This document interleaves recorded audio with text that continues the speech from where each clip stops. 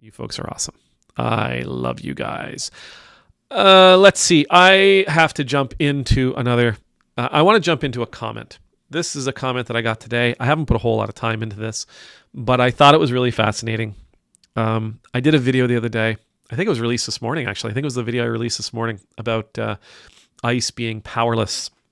And by that, I mean that our power can never come from our authority over others, but our power must be internal. It must come from an internal place. If we only feel powerful because of how we beat up on other people, then that's not a real source of power, and that power will fade someday, and we will be forced to see just how weak and insecure and inadequate we actually are. Anyhow, a person left a comment, and this was the comment: "Why don't you care about law and order?" Okay, let's stop right there. In the video, I never said I didn't care about law and order. In the video, I said ICE isn't providing law and order. They're not fighting for law and order. That's what I said, that ICE was not out there all about law and order. But let's move on. When the churches start getting robbed, buddy, we're already getting robbed. We were robbed here a couple of years ago and lost a few $1,000s to robbers. But I digress. You'll say we are helping the poor. Now, that comment, what it made me, the first thing I thought of, and I wrote my response, I actually captured my response in that screen grab, but what I responded was, that's a great observation. It's a brilliant statement. When the churches start getting robbed, then you'll say we were helping the poor. Here's the thought that just popped into my brain as I read that comment. The most important question is, why does the church have anything worth being stolen? Why is it that we have something worth robbing us for? Why is it that the church has something that makes us a target to be broken into, to be burgled, to be robbed, to be stolen from? That strikes me as a really depressing question. Now, when we got robbed, it was a camera. They took an expensive camera. They took an expensive laptop.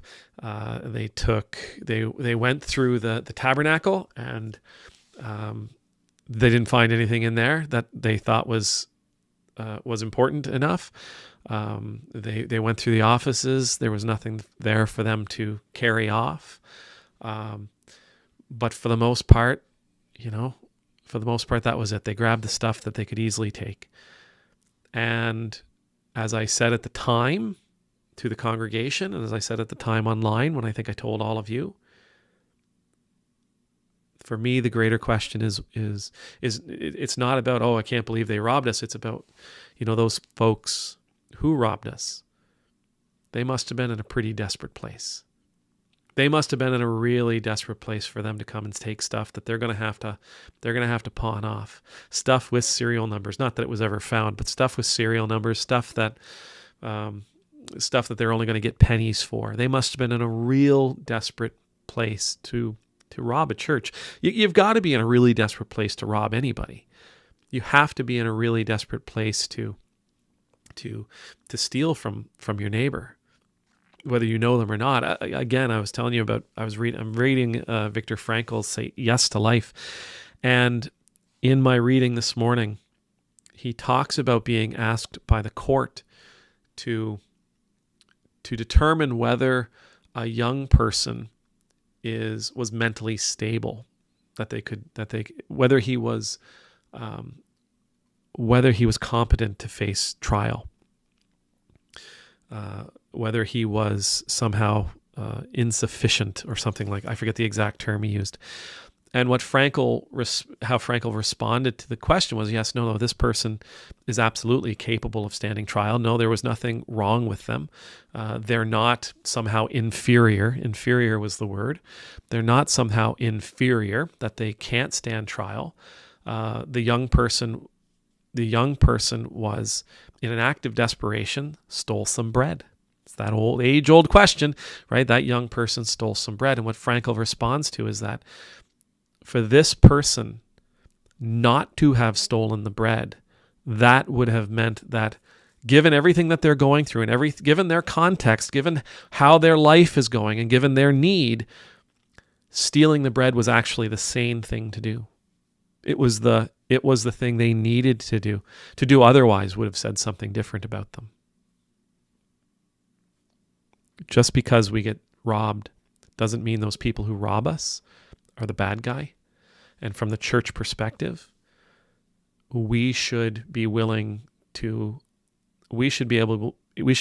accept that not only are they not the bad person, they actually might be a victim. They might be doing what feels like the only sane thing for them to do, given where they find themselves in their life. And if you keep going down this train of thought and you go back to the comment, well, the churches are going to get robbed. If we as church have things that are valuable enough that somebody wants to come in and rob us, then I would say, and we're willing to complain about it, then I would say that we are spending our assets. We are focusing our attention. We are giving our attention. We are sharing.